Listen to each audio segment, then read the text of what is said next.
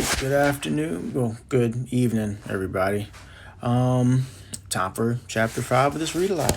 So let's go ahead and jump into it. All right, chapter 5.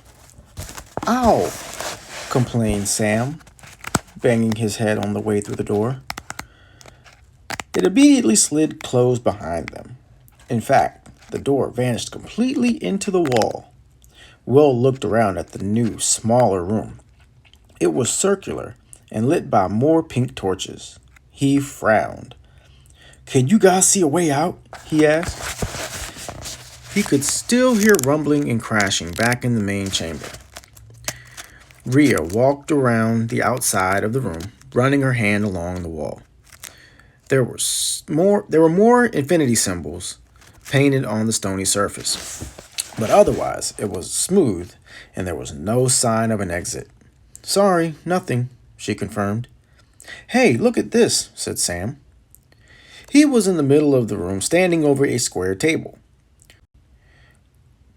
Large model sitting on it, There's a large model sitting on it, sealed in a glass box. "It's a model of a maze," said Rhea. She squatted down. "Look, here's the entrance." She pointed at a small hole in the face of the glass. "It's not just a maze. It's the maze. The same one that's outside the temple." "You're right," said Sam, grinning.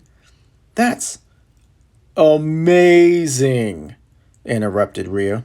She winked at Sam. "Ha! Beat you to it." Sam scowled at her. Will was examining something at the center of the model.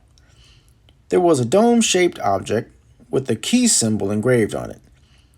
"I think I found the way out," he said. "All we need to do is press that button." "But how do we get to it?" asked Rhea. "It's sealed under the glass," suggested Sam. "But with what?" Rhea replied. "Reach inside somehow?" "Get my finger past the entrance," said Rhea, shaking her head.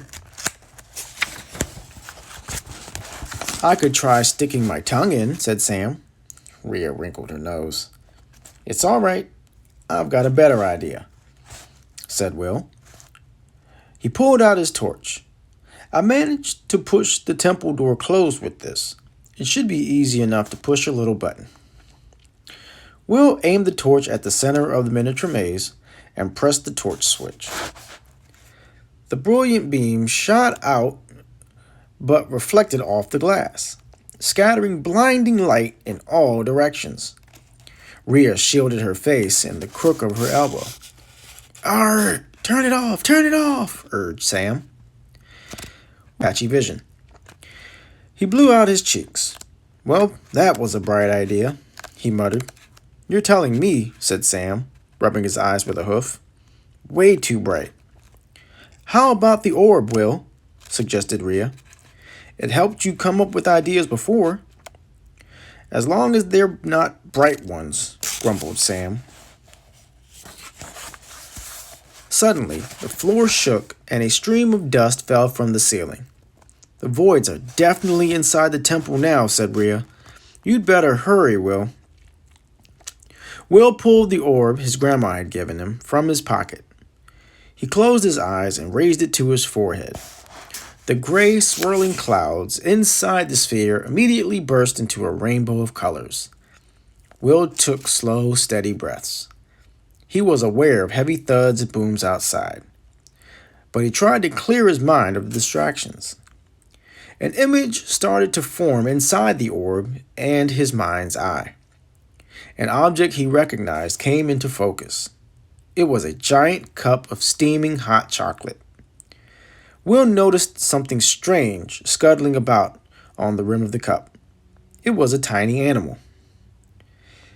Will only just got a good look at it before the image grew faint and the colors in the orb faded. Will opened his eyes and frowned. "Well, what did you see?" asked Rhea. "I saw that huge mug of hot chocolate from Igloo City," Will said, and paused. "Is that it?" "No, there was something else," he said slowly. "There was a tiny animal, just like one of the plant statues we saw in the maze garden. You know, The beetle one with the giraffe's head. It was on the rim of the mug. He paused again. His mind was turning over, looking for a connection. How nice, said Sam with a sigh, to be so small. Sometimes I get fed up with being so tall. Will's eyes widened as an idea sparked into life in his mind. Oh, he said, I think I get it now. Do you remember when I used the torch to make the mug of hot chocolate much bigger? Do you remember when I used the torch to make the mug of hot chocolate much bigger? Rhea and Sam both nodded. Well, perhaps I can do the opposite, Will continued. He grinned up at Sam. You know, make things much smaller. You can shrink the model? Said Sam, grinning back. Great idea. Hang on. Why? Will patted Sam on the chest. No, Sam, not the maze. You. Sam blinked at him. So you can reach the button in the maze, explained Will. Sam looked from Will to the model, then back to Will. Then he beamed from ear to ear, and before Will could stop him, Sam's long, slippery tongue slithered up the side of Will's face. Yes! Oh, yes! Cried Sam. Do it! Make me tiny! Are you sure about this? Asked Will, wiping away Giraffe's saliva with the sleeve of his coat. Sam nodded vigorously. Rather you than me, said Rhea. Okay then, stand. Will turned on the torch, and Sam was bathed in bright light. Whew, that tickles, he giggled. Will focused his mind, imagining Sam growing smaller and Will's nerves were on edge. He had managed to make the mug bigger, but he had never tried making anything like this on a living creature. He never tried anything like this on a living creature before, especially a friend. The torch shook in his hands, and Will could feel the sweat on his palms. He clenched his jaw. Nothing's happening, said Rhea quietly. Sam stood full size in a torch beam. Will's hand and wrist were already aching. At that moment, a huge crash outside the room startled him, and he released the button. Will found he was breathing faster than normal.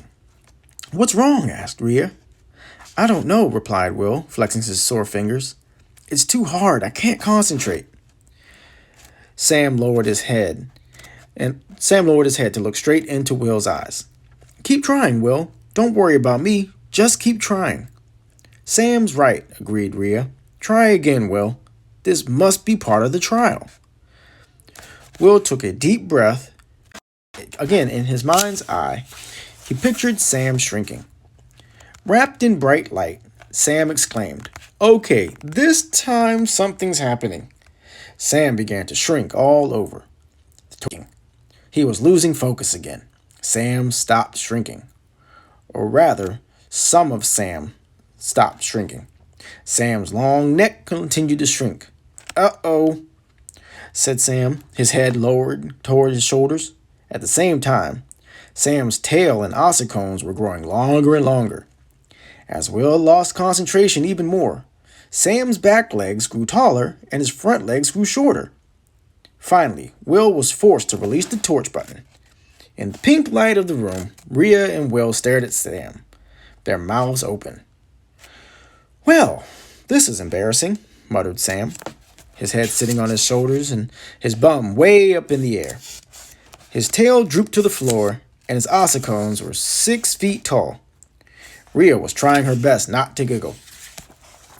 Oh, Sam, I'm so sorry, said Will in dismay. It's not funny, Rhea. I can't do this. Sorry, you're right, she said. She examined Sam. Let's look at this positively. It's a good start. A good start, thought Will.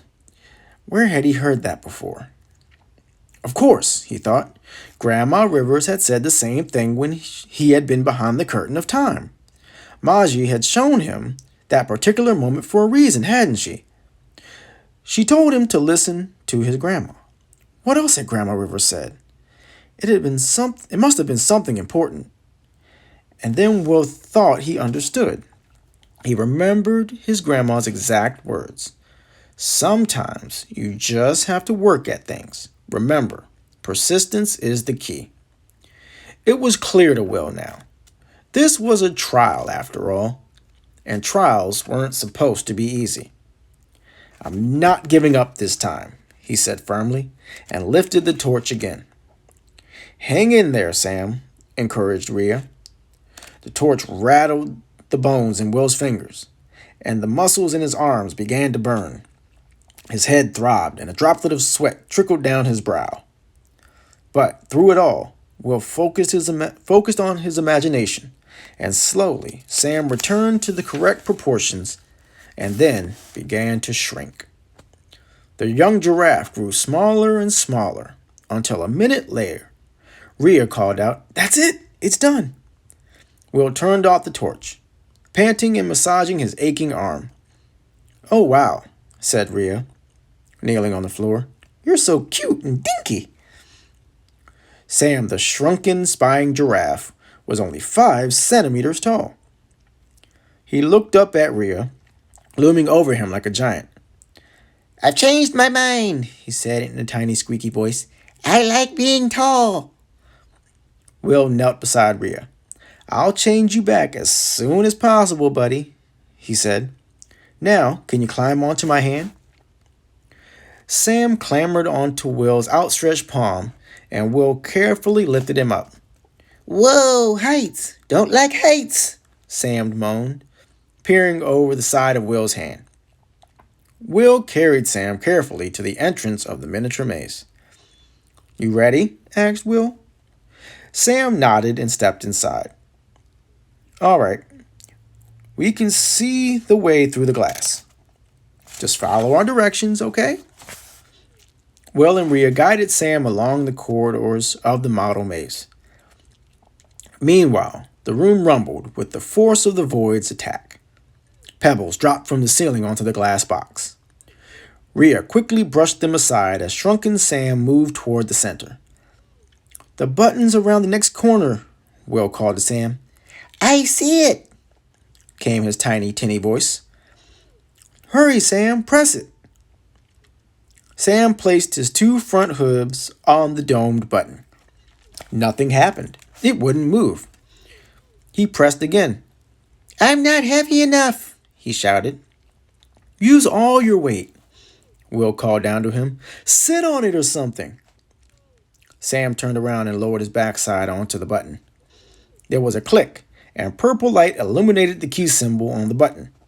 At the same time, several of the infinity symbols on the walls began to glow as well, forming an archway. There was a click, and the scraping of stone as a hidden door slid open. "You did it, Sam!" cried Rhea. Another crash shook the room. "Come on! Get out of there! Run! That's it! Left! Now right! Keep going!" Sam followed Rhea's instructions and galloped through the maze back to the entrance, where Will held out his hand. Sam stepped into Will's palm. The floor shook violently, and a crack appeared in the ceiling. Will cupped his other hand over the top of Sam. "Sorry, no time to make you big again," he said. "The voids are breaking through. Hang on." As grit and dust streamed from the ceiling, Will and Rhea dashed across to the glowing archway and plunged through the exit. And that's it for tonight. All right, so chapter 6 is tomorrow. I will see you guys then. Have a good one.